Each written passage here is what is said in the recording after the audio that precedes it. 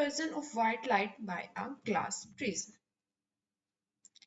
Now, you must have seen and appreciated the spectacular colors in a rainbow. आप सबने अपनी daily life में rainbow देखा होगा, ठीक है. How could the white light of the sun gives us various color of the rainbow? अब question आता है कि कैसे सन की व्हाइट लाइट हमें इतने सारे कलर्स दिखा सकती है.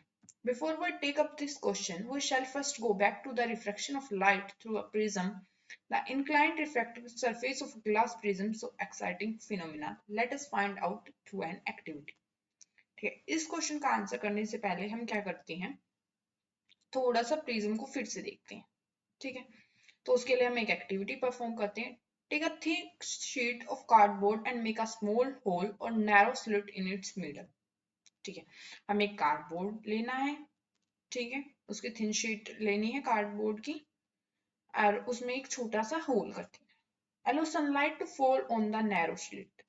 ठीक है, होल बोल लीजिए आप, नैरो, नैरो मीन्स बिल्कुल पतले से, स्लिट, स्लिट मतलब वही स्पेस हो गया.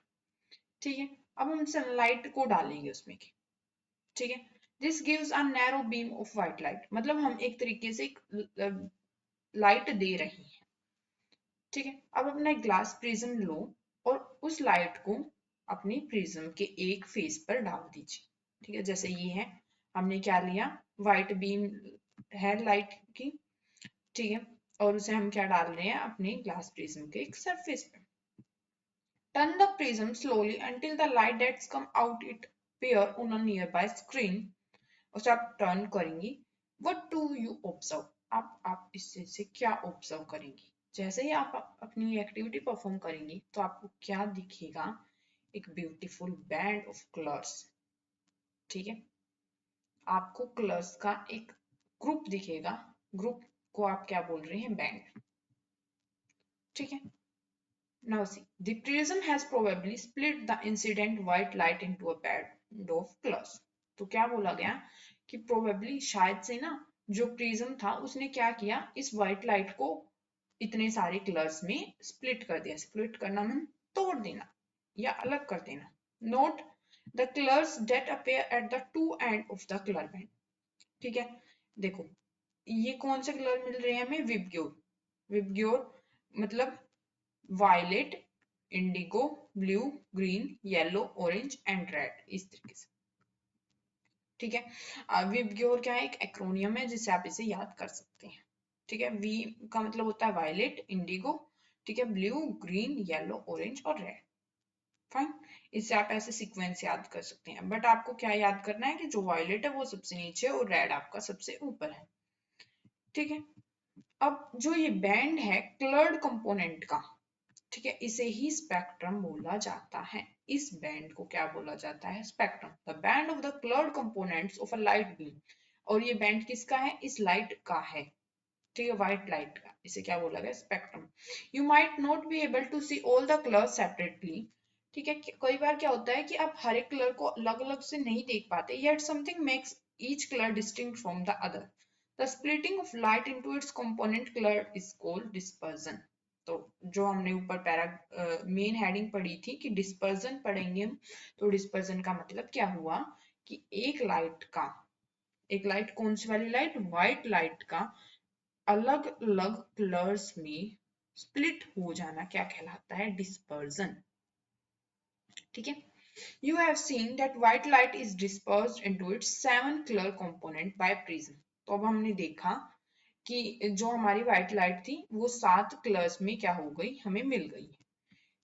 हम इन कलर्स को क्यों पाते हैं, different colours of light bend through different angle with respect to the incident ray as they pass through a prism.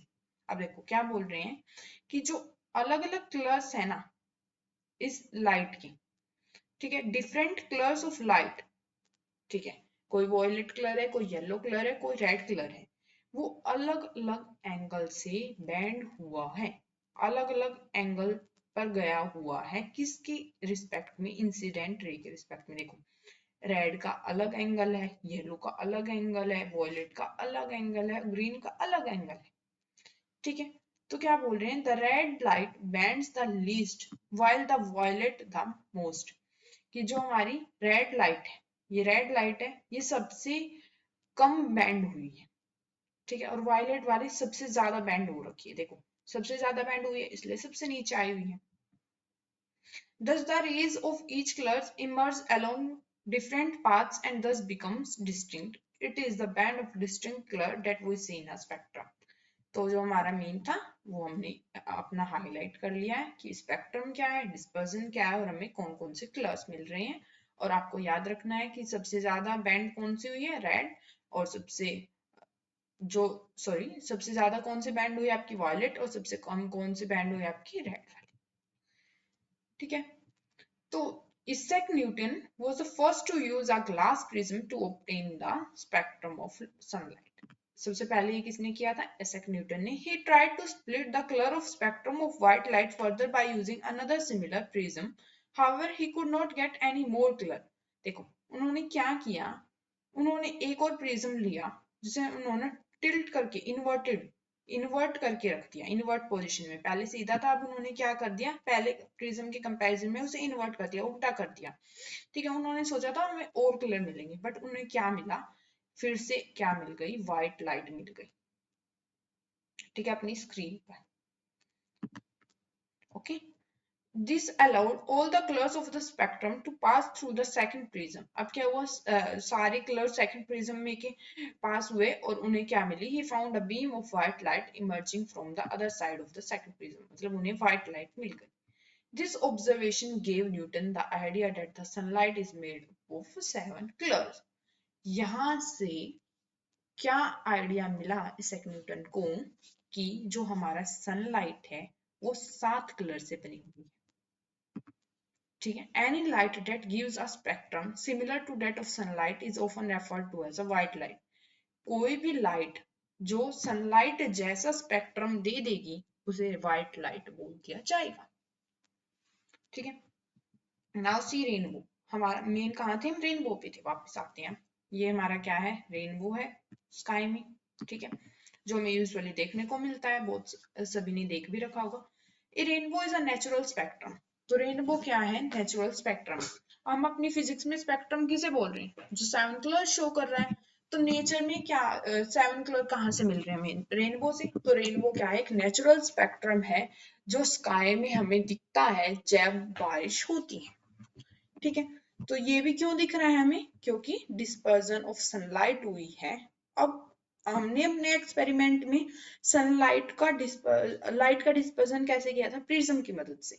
लेकिन फिर आसमान में कैसे हो रहा है, तो आसमान में जो लाइट का डिस्पर्जन है, डिस्पर्जन मतलब वही स्प्लिट होना, अपने अपने कलरों में आना। ठीक है, वो कौन कर रहे हैं, टीनी छोटे छोटे पानी के ड्रॉपलेट्स कर रहे हैं जो बारिश के बाद एटमॉस्फेयर में पाए जाते हैं। ठीक है, a rainbow is always formed in a direction opposite to that of the sun. ठीक है, वही बात बोली गई है कि जो रेनबो है वो हमेशा अपोजिट डायरेक्शन में मिलेगा, जिसमें सन होगा उसके अपोजिट क्या मिलेगा हमें, rainbow. The water droplet act like small prism. और ऐसा क्यों हो रहा है, क्योंकि जो वाटर ड्रॉपलेट्स हैं वो छोटे छोटे प्रिज्म्स की तरह काम कर रहे हैं। ठीक है, अब वो प्रिज्म की तरह काम करेंगे तो रिफ्रैक्ट करेंगे और डिस्पर्स कर देंगे इंसिडेंट सनलाइट को, then reflect it internally and finally refract it again when it comes out of the raindrop. ठीक है, बेसिकली जो हमारा प्रिज्म में हो रहा था प्रोसेस, वो यहाँ आसमान में कौन कर रहा है, ये वाटर ड्रॉपलेट कर रहे हैं। ठीक है, जिसके कारण हमें रेनबो शो होता है। Due to the dispersion of light and internal reflection different colour reach the observer eye. अब देखो इंटरनल रिफ्लेक्शन, अब जो हमारा एटमॉस्फेयर है उसमें बहुत सारे रेन ड्रॉप्स होंगे। ठीक है, वो रिफ्लेक्ट करेंगे, फिर डिस्पर्स कर देंगे इंसिडेंट सनलाइट को, फिर से रिफ्लेक्ट होंगे। ठीक है, और फाइनली रिफ्रैक्ट हो जाएंगे। ठीक है, और हमें जब वो मतलब अंदर देखो, कोई भी अगर वो ड्रॉप के अंदर है, ठीक है, हमारी सनलाइट ड्रॉप के अंदर है तो वो रिफ्लेक्ट कर रही है अंदर इंटरनली। तो इस लाइन का इंटरनली, इस लाइन का मतलब क्या है कि वो ड्रॉप के अंदर है तो वो रिफ्लेक्शन शो कर रही है, और जैसे ही वो ड्रॉप के बाहर आई उसने रिफ्रैक्ट कर दिया, रिफ्लेक्शन शो कर दी, जिससे हमें रेनबो दिखाई दिया है। You can also see a rainbow on a sunny day when you look at the sky through a waterfall or through a water fountain with the sun behind you. Now see atmospheric refraction. You might have observed the apparent random wavering or flickering of objects seen through a turbulent stream of hot air rising above a fire or a radiator. The air just above the fire becomes hotter than the air further up. क्या बोल रहे हैं कि जैसे अगर आप थोड़ी बहुत आग जलाते हैं, जैसे सर्दियों का टाइम होता है तो आप रात के टाइम क्या करते हैं, आग जला देते हैं। तो जो एयर उस फायर की, उस आग के बिल्कुल ऊपर होगी वो आपको थोड़ी थोड़ी गर्म लगेगी, ठीक है, एज कम्पेयर टू बिल्कुल ऊपर वाली, ठीक है। Now see the voter air is lighter, ठीक है। लाइटर का मतलब, अब देखो कोई चीज भारी है हल्की है, उसे फिजिक्स में हम किससे मेजर करते हैं, डेंसिटी से, कितनी उसकी डेंसिटी है, डेंसर है, ज्यादा डेंसर है, कम डेंसर है। तो जो होटर एयर होती है, जो गर्म वाली हवा होती है, वो लाइटर होती है, ठीक है, मतलब कम डेंसर होती है than the cooler air about it and has a refractive index slightly less than that of the cooler air, ठीक है। अगर वो लेस डेंसर है तो उसका जो रिफ्रैक्टिव इंडेक्स है वो भी स्लाइटली लेस होगा, किससे, ठंडी वाली हवा से। Since the physical condition of the refracting medium are not stationary, तो इस तरीके से हम क्या बोल रहे हैं कि जो एयर है, रिफ्रैक्टिंग मीडियम यहाँ कौन है, एयर है, उसकी जो कंडीशंस है वो एक जैसी नहीं होती, स्टेशनरी नहीं होती। The apparent position of the object as seen through the hot air fluctuates, ठीक है, फ्लक्चुएट मतलब वो चेंज करती रहती है। This wavering is thus an effect of atmospheric refraction, ठीक है, refraction of light by the earth atmosphere on a small. Atmospheric refraction क्या होगा हमारा, कि जब लाइट की रिफ्रैक्शन आपका अर्थ का एटमॉस्फेयर करे, ठीक है, मैं दोबारा बताती हूँ, ठीक है। जब आपकी लाइट रिफ्रैक्शन आपके अर्थ का एटमॉस्फेयर करे तो उसे एटमॉस्फेरिक रिफ्रैक्शन बोल रहे हैं, ठीक है। तो जो ट्विंकलिंग ऑफ स्टार्स है, स्टार्स का चमकना, वो भी एक सिमिलर फिनोमिना होता है, ठीक है। अब हम ट्विंकलिंग ऑफ स्टार देखते हैं mainly. Twinkling of star is due to atmospheric refraction of star light. अब देखो स्टार्स हैं, उनकी कुछ लाइट होगी, ठीक है। तो अब कई बार क्या होता है, हमें स्टार्स ना ट्विंकल करते दिखाई देती हैं, ठीक है। ऐसा क्यों होता है, क्योंकि एटमॉस्फेयर क्या कर रहा है, उनकी लाइट का रिफ्रैक्शन कर रहा है, ठीक है। The star light on entering the earth atmosphere, जैसे ही जो हमारे सितारे हैं उनकी रोशनी हमारे अर्थ के एटमॉस्फेयर में आती है तो undergoes refraction continuously before it reaches the earth. देखो जैसे ही सितारों की रोशनी है, ठीक है, सपोज ये कोई भी स्टार है हमारे पास, ठीक है, जैसे ही इसकी रोशनी हमारे अर्थ के एटमॉस्फेयर में आएगी तो उसे रिफ्रैक्शन मिलेगी, क्योंकि हमारा एटमॉस्फेयर क्या करता है, रिफ्रैक्ट करता है, ठीक है। जब तक वो हमारे पास आती है तो उसे बहुत सारी रिफ्रैक्शंस मिलती रहती हैं। The atmospheric refraction occur in a medium of gradually changes refractive index, ठीक है। अब देखो एटमॉस्फेरिक रिफ्रैक्शन हुई, ठीक है, तो उसने क्या कर दिया, रिफ्रैक्टिव इंडेक्स को चेंज कर दिया। Since the atmosphere bend starlight towards the normal, ठीक है। अब देखो जैसे ही रिफ्रैक्टिव इंडेक्स चेंज होगा तो जो स्टार लाइट है, सूरज की रोशनी है, वो क्या कर जाएगी, नॉर्मल की तरफ बेंड कर जाएगी। ये हम पहले पढ़ चुके हैं कि लाइट बेंड कर जाती है जब वो रेयर टू डेंसर जाती है, डेंसर टू रेयर जाती है, तो जो हमारी लाइट्स होती हैं उनमें कुछ बेंडिंग हो जाती है, ठीक है। कभी कभी वो नॉर्मल के टूवर्ड्स आती है और कभी कभी नॉर्मल से अवे जाती है। The apparent position of the star is slightly different from the actual position. The star appears slightly higher than its actual position when viewed near the horizon.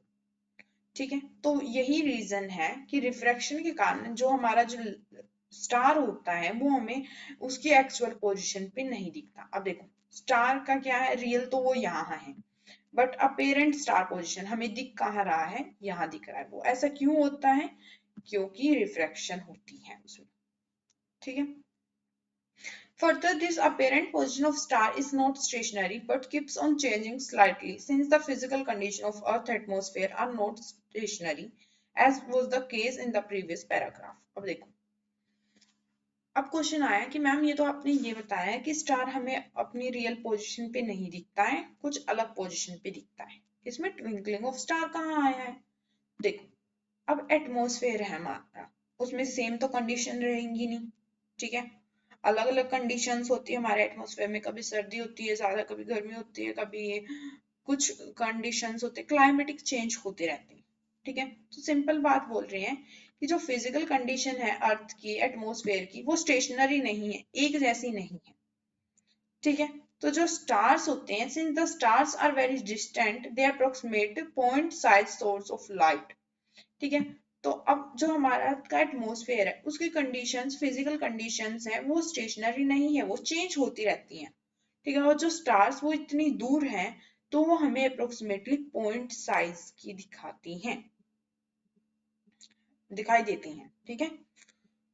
As the path of rays of light coming from the star goes on varying slightly, the apparent position of star fluctuates and the amount of starlight entering the eye flickers.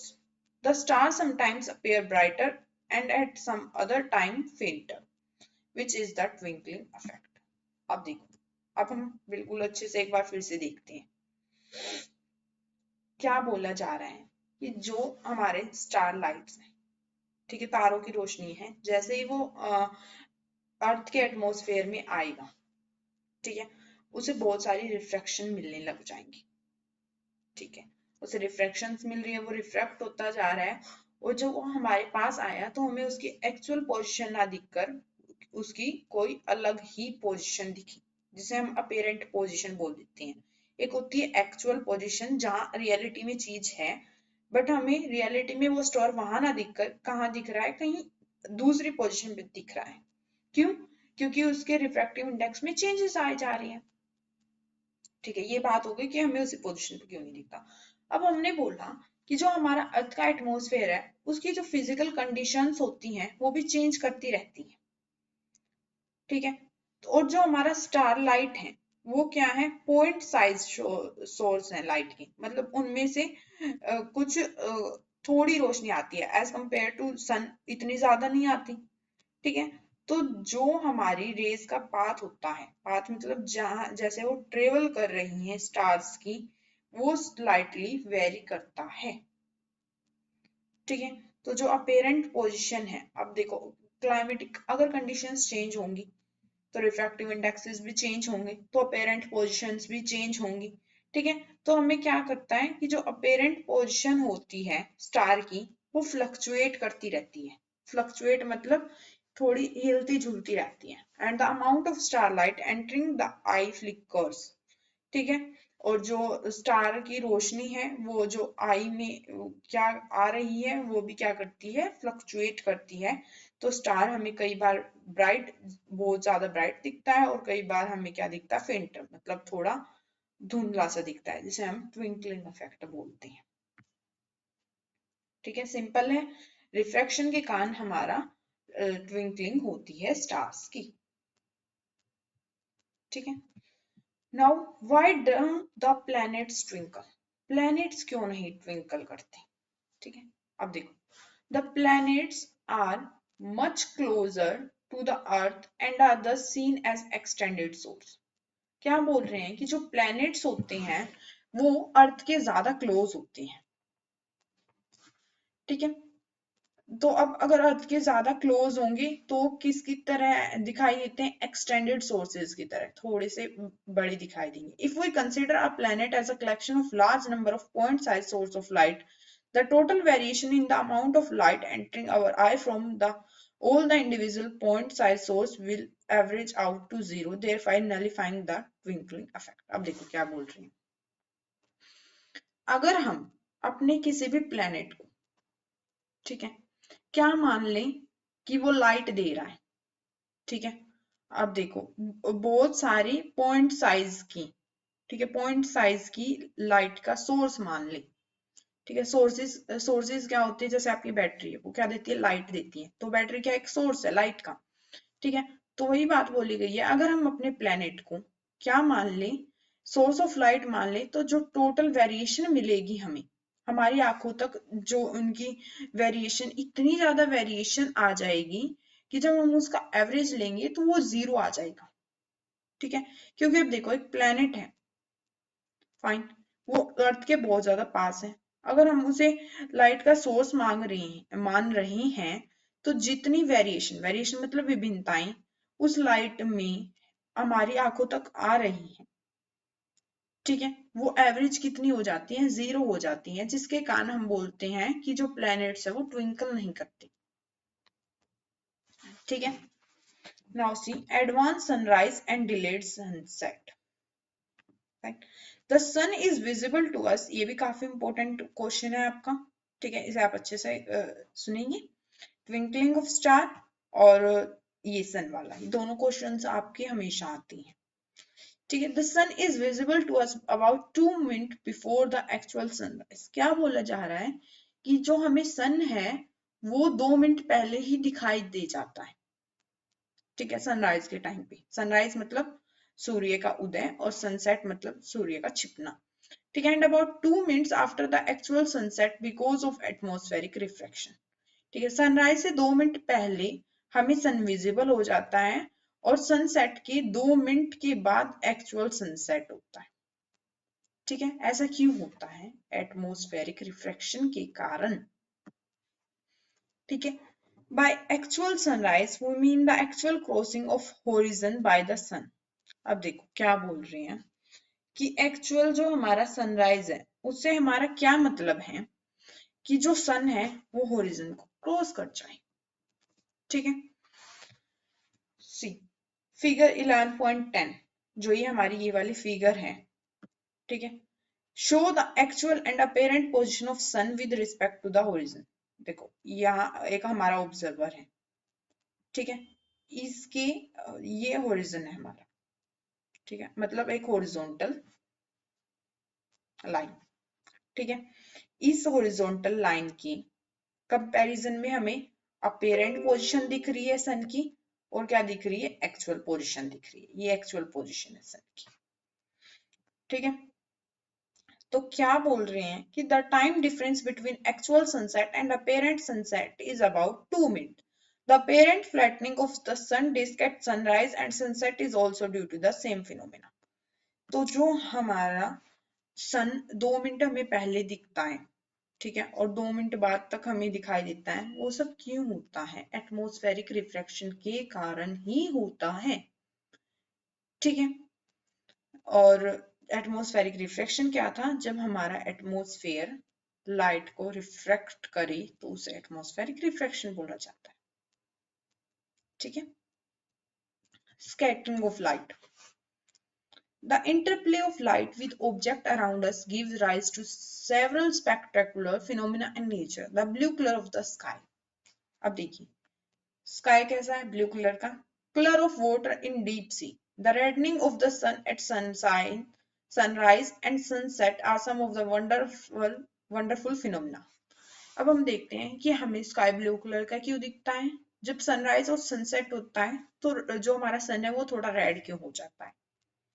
ठीक है, in the previous class you have learned about the scattering of light bye colloidal particles. जो पहले class थी उसमें हमने देखा था कि लाइट की स्कैटरिंग होती है कोलोइडल पार्टिकल्स में से।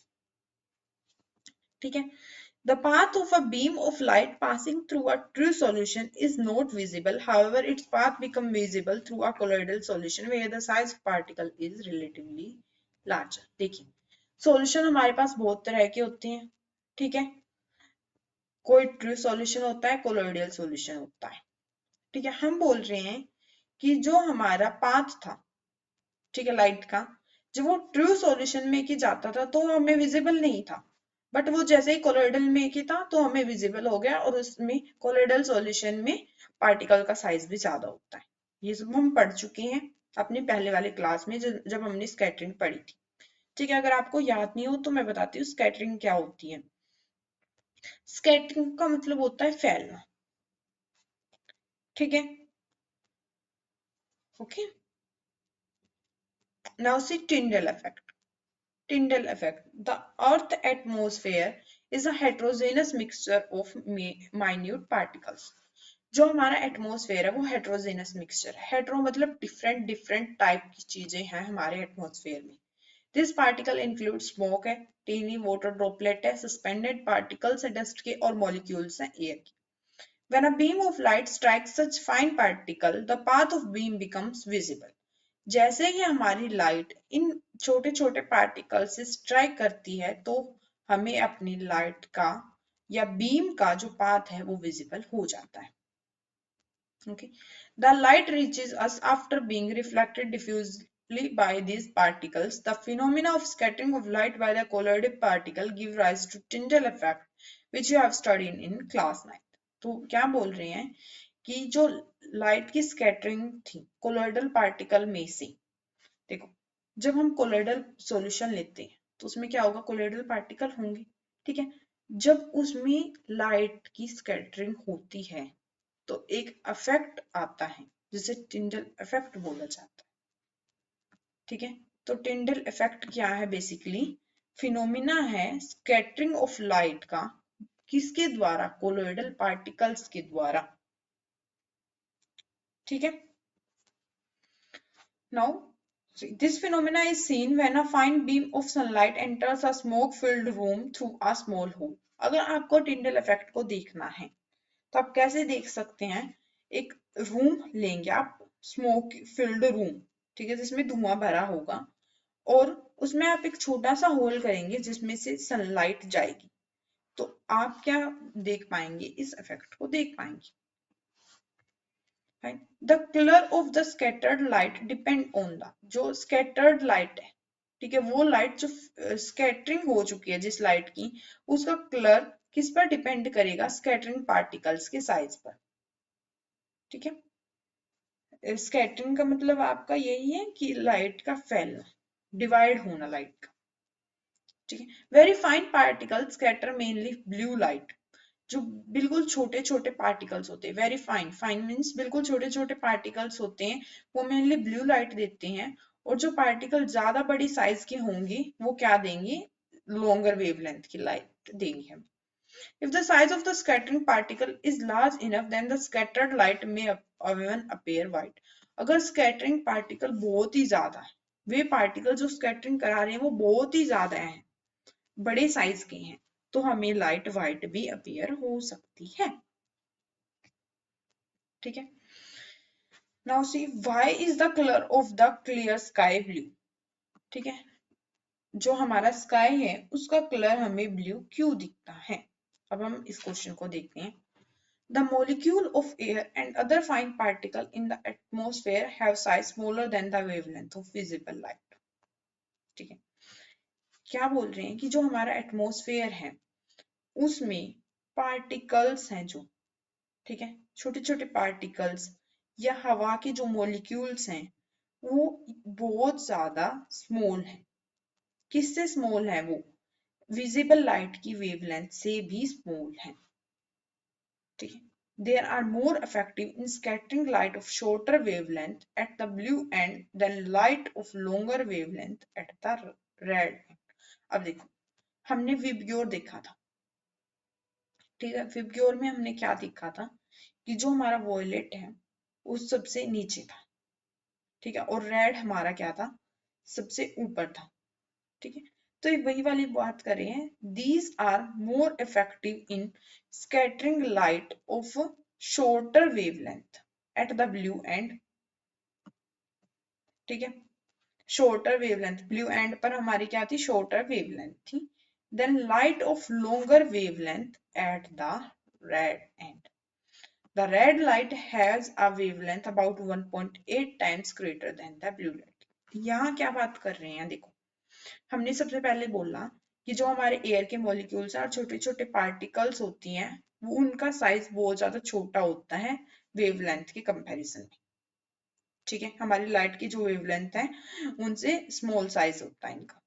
ठीक है, फिर बात कर रहे हैं कि जो रेड लाइट होती है उसकी वेवलेंथ 1.8 टाइम ग्रेटर होती है. कितनी, 1.8 times greater than the blue light. ठीक है, thus when sunlight passes through the atmosphere the fine particle in air scatter the blue color.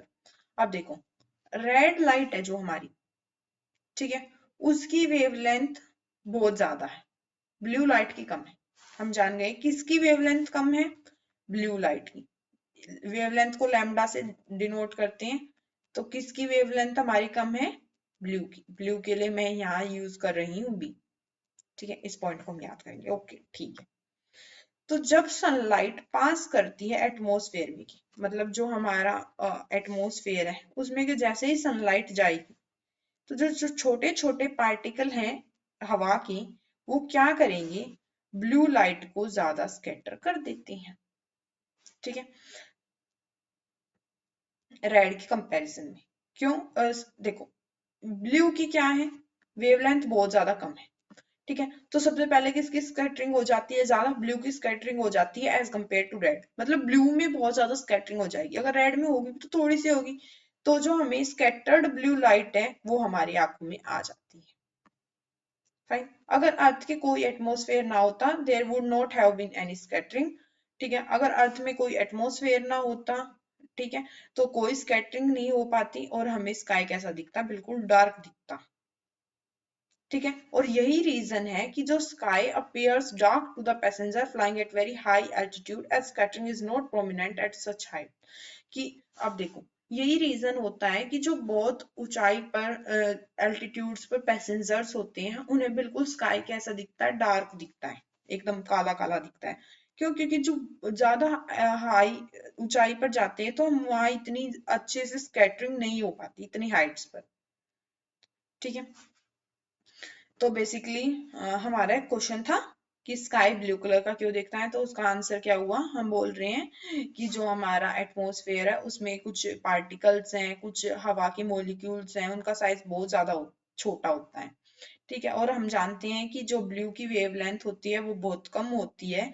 तो जैसे ही सनलाइट उन पार्टिकल्स में से जाएगी, तो वो फाइन पार्टिकल्स हैं, उनका साइज बहुत कम है, तो वो ब्लू लाइट को ज्यादा स्कैटर कर पाते हैं। क्यों? क्योंकि उसकी वेवलेंथ कम है एज कम्पेयर टू रेड। तो इसलिए हमें जो स्कैटर्ड हो जाती है लाइट वो कैसी दिखाई देती है? ब्लू दिखाई देती है। और जब वो हमारी आंखों में आती है वो लाइट, तो हमें अपना स्काई कैसे दिखाई देता है? ब्लू दिखाई देता है। और जब हम बाहर से आसमान को मतलब देखते हैं नीचे को, बहुत ज्यादा ऊंचाई पर जाने के बाद हमें डार्क दिखता है। क्यों? क्योंकि वहां पर इतनी ज्यादा स्कैटरिंग नहीं होती। ठीक है, now C, you might have observed that danger signal lights are red in color. Do you know why? अब हमने देखा है कि जो डेंजर सिग्नल की लाइट होती हैं वो रेड कलर की होती हैं। ठीक है, the red is least scattered by fog or smoke, therefore it can be seen in the same color at a distance. अब देखो, हम वही आंसर है। अब नेक्स्ट क्वेश्चन क्या बनता है कि जो डेंजर सिग्नल्स होते हैं उसमें हम रेड कलर की लाइट क्यों लगाते हैं? क्यों होता है? क्योंकि जो रेड लाइट है वो कम स्कैटर होगी। अगर वो कम फैलेगी, ठीक है, तो हमें दूर से भी दिख जाएगी। अगर देखो, अगर एक चीज है, सपोज आपके पास बहुत सारे फ्लावर्स हैं, ठीक है, वो एक ही जगह पर रखे हैं, तो आपको दूर से अच्छे से दिख जाएंगे। अगर वो एकदम स्कैटर हो चुके हैं तो आपको बिल्कुल दूर से भी इतने अच्छे से नहीं दिखाई देंगे। तो वही सेम ऐसे आप लाइट को समझिए, रेड वाली को। जो रेड लाइट है वो कम स्कैटर होती है, कम फैलती है धुएं और स्मोक में। ठीक है, तो इसलिए वो दूर तक भी हमें सेम कलर रेड ही दिखाई देती है। ठीक है, नाउ नेक्स्ट क्वेश्चन बनता है colour of sun at sunrise and sunset. See, have you seen the sky and the sun at sunset और सनराइज? क्या आपने स्काई को देखा है, ठीक है, और सन को? Have you wondered as to why the sun and the surrounding sky appear red? जब सन सेट होता है, सनराइज होता है, तो क्यों सूरज हमें जो थोड़ा थोड़ा रेड दिखाई देने लग जाता है? सी, उसके लिए पहले हम एक एक्टिविटी परफॉर्म करेंगे। Place a strong source S of white light at the focus of converging lens. हमने एक सोर्स लिया, लाइट का सोर्स मतलब वही जो लाइट प्रोवाइड करेगा, ठीक है, एक कन्वर्जिंग लेंस के फोकस पे। Allow the light beam to pass through a transparent glass tank T containing clear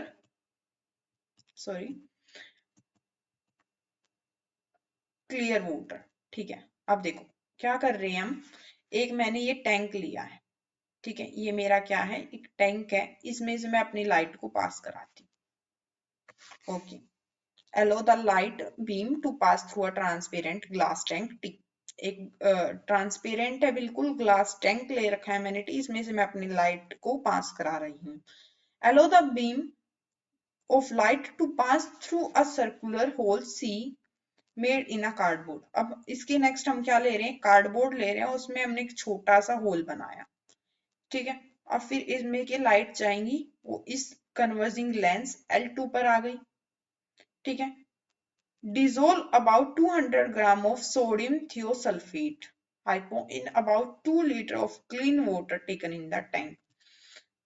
Add about 1 to 2 ml of concentrated sulfuric acid to the water. ठीक है, ये हम एक एक्टिविटी है जिसे हम परफॉर्म कर रहे हैं। हमने क्या किया, सिंपल है, एक लेंस लिया, ठीक है। यहाँ हमने एक सोर्स ले रखा है जिससे हमारी लाइट आएगी, ठीक है। मैंने लाइट को भेजा, वो इस लेंस में के ऐसे गई, फिर वो टैंक में के पास होती हुई यहाँ हमारा एक कार्डबोर्ड रखा हुआ था, इस वाले होल में के चली गई है, ठीक है। फिर वो इस लेंस के पास गई, ठीक है। फिर उसने इसको कन्वर्ज करके एक पॉइंट पर हमारी ये क्या है, MN एक स्क्रीन है, इस पर हमें दिखा दिया, ठीक है। फिर हमने क्या किया है, टैंक में क्या लिया हमने, 200 ग्राम का सोडियम थायोसल्फेट लिया और क्लीन वाटर के साथ, और उसमें 1 to 2 ml concentrated sulphuric acid डाला, ये लैब में परफॉर्म किया गया, ठीक है। तो फिर क्या ऑब्जर्व किया जाता है, you will find fine microscopic sulphuric particle precipitating in about 2 to 3 minutes. 2 से 3 मिनट में हम क्या देखेंगे कि जो सल्फर के पार्टिकल्स हैं बिल्कुल माइक्रोस्कोपिक, बिल्कुल छोटे छोटे, वो प्रेसिपिटेट आउट हो जाते हैं। प्रेसिपिटेट आउट होने का मतलब क्या होता है, छोटे छोटे हमें दाने मिल जाते हैं। As the sulfur particle begin to form, you can observe the blue light from the three sides of the glass tank. This is due to the scattering of short wavelength by minute colloidal sulfur particle. जो हमारे sulphur के particles हैं वो colloidal हैं, और वो क्या करते हैं, स्कैटरिंग करते हैं, जिसके कारण हमें ग्लास टैंक के तीनों साइड ब्लू लाइट शो होती है, ठीक है। Observe the colour of the transmitted light from the fourth side of the glass tank facing the, अब देखो तीनों साइड, एक ये वाली साइड, ये वाली साइड और ये वाली साइड, इन तीनों साइड से हमें ब्लू कलर दिख गया। अब हमें क्या देखना है कि फोर्थ साइड जो इस को फेस कर रही है, इस सर्कुलर होल को, ठीक है, ये हमारा सर्कुलर होल है, इसको फेस कर रही है, इस वाली साइड पर देखना है हमें, ठीक है। जब हम इस साइड पर देखते हैं ना, तो पहले तो हमें ऑरेंज रेड कलर की दिखाई देगी लाइट, और फिर हमें क्रिम्सन रेड कलर की लाइट दिखाई देगी, किस पर, जो हम स्क्रीन पर देख रहे हैं अपनी लाइट को, ठीक है। ये सब हमने इस एक्टिविटी को करके ऑब्जर्व किया, ठीक है। This activity demonstrates the scattering of light that help you to understand the bluish color of the sky and the reddish appearance of the sun at the sunrise and the sunset. उस activity को करके हमें पता लगा कि देखो तीन side से हमें क्या दिख रहा था, दोबारा देखते हैं एक बार हम, तीन साइड से हमें कैसा दिख रहा था, ब्लू कलर दिख रहा था। वो क्यों दिख रहा था, क्योंकि हमें क्या हो गया था, स्कैटरिंग हुई थी, ठीक है। ये तो हम समझ गए कि तीन साइड से हमें ब्लू कलर दिख रहा था क्योंकि ये स्कैटरिंग हो गई थी, और स्कैटरिंग ऑफ शॉर्ट वेवलेंथ, ठीक है, जो शॉर्ट वेवलेंथ थी उनकी स्कैटरिंग कर दी किसने, कोलॉइडल सल्फर के पार्टिकल्स ने, ठीक है। और जो चौथी साइड है, पहले हमें उसमें हमने थोड़ा थोड़ा ऑरेंज रेड दिखा और बाद में हमें क्रिम्सन रेड कलर दिखाई दिया स्क्रीन पर, ठीक है। क्यों, क्योंकि हमारी वही बात है, स्कैटरिंग हो गई थी, जिससे यहाँ से फिर हमें पता लग रहा है कि हाँ भाई ऐसे ब्लू कलर हमें स्काई का दिखता है और रेडिश अपीयरेंस होती है सन की सनसेट और सनराइज के टाइम पे, ठीक है। Now see, light from the sun near the horizon passes through thicker layer of air and large distance in the earth atmosphere before reaching our eyes. जो light होती है सन से, ठीक है। अब देखो ये सन क्या है, होरिजन के पास है हमारा, ठीक है। हम इस फिगर को देखते हैं, सपोज मेरा ऑब्जर्वर यहाँ पर है, सपोज आप हैं, वो कहाँ पर है, यहाँ पर है, ठीक है।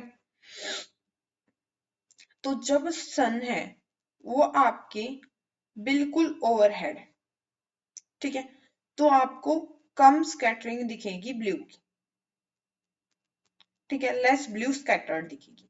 और जब सन ओरिजिन के पास आ जाता है बिल्कुल, ठीक है, जैसे अब देखो, जब सूरज ढलता है, ठीक है, या सूरज का उदय होता है, सनराइज या सनसेट होता है, तो वो होरिजन के पास होता है, ठीक है। तो उस टाइम क्या होता है, ब्लू तो स्कैटर्ड होने लग जाती है। अब जब ब्लू स्कैटर हो जाएगी तो हमें क्या दिखेगा, रेड ही दिखेगा, ठीक है। और जब सन हमारे ओवरहेड होता है, सिर के मतलब थोड़ा ऊपर होता है, होरिजन के पास ना होकर, ठीक है, उस टाइम क्या होता है कि ब्लू में इतनी स्कैटरिंग नहीं हो पाती। अगर ब्लू फैलेगी ही नहीं तो हमें क्या होगा, रेड ज्यादा दिखेगा नहीं, ठीक है। और जब होरिजन के पास आ रहा है तो रेड हमें दिख रहा है, क्यों, क्योंकि ब्लू की ज्यादा से ज्यादा स्कैटरिंग हो रही है, ब्लू लाइट हमारी ज्यादा फैल रही है, ठीक है। तो वही देखते हैं, light from the sun near the horizon passes through thicker layer of air and large distance in the earth atmosphere before reaching our eyes. However, light from the sun overhead would travel relatively shorter distance. अब देखो क्या बोल रहे हैं कि जो light है, ठीक है, सन की, अब अगर सन हमारा ओवरहेड इस ऑब्जर्वर की बिल्कुल ऊपर है सन, तो बहुत छोटा डिस्टेंस ट्रेवल करेगा, ठीक है। At noon, the sun appears white as only a little of the blue and violet colors are scattered. नून के टाइम पे जो सन होता है वो हमें अपेयर मतलब बिल्कुल व्हाइट सा अपेयर करता है। एक्चुअली बिल्कुल व्हाइट अपेयर नहीं होता है, बट थोड़ा सा व्हाइटिश लगता है हमें, क्यों, क्योंकि लिटिल सी थोड़ी सी ब्लू और वायलेट कलर स्कैटर्ड होती है, ठीक है। जब नून का टाइम होता है, नून होती है, तो हमारी ब्लू और वॉयलेट कलर्स होती हैं वो थोड़ी सी स्कैटर्ड हो जाती है, ठीक है। लेकिन जैसे ही जब सूरज होरिजन के पास आने लग जाता है, ठीक है, तो बहुत सारे ब्लू लाइट हैं, ठीक है, वो स्कैटर्ड होने लग जाती है पार्टिकल्स से, ठीक है। तो जो हमारी लाइट है हमारी आंखों के पास आती है, वो लॉन्गर वेवलेंथ की होती है, और अगर लॉन्गर वेवलेंथ की होगी तो रेडिश अपीयर देगी, ठीक है। तो बेसिकली सारा काम किसका है, वेवलेंथ की बात है। अगर वेवलेंथ ज्यादा होगी, ठीक है, तो हमारे पास जो अपीयरेंस होगा कलर का वो कैसा हो जाएगा, रेडिश हो जाएगा, ठीक है। क्यों, क्योंकि रेड की सबसे ज्यादा वेवलेंथ होती है और ब्लू की सबसे कम होती है, ठीक है। तो यही रीजन है कि जो हमारा सन है वो हमें रेडिश क्यों दिखाई देता है, क्योंकि उस टाइम क्या होता है, ज्यादातर लाइट है वो हमारे पास जो हमारी आंखों की तरफ आती है वो बहुत सारी लॉन्गर वेवलेंथ की होती है, ठीक है। इसलिए हमें सन कैसा दिखाई देता है, रेड कलर का दिखाई देता है।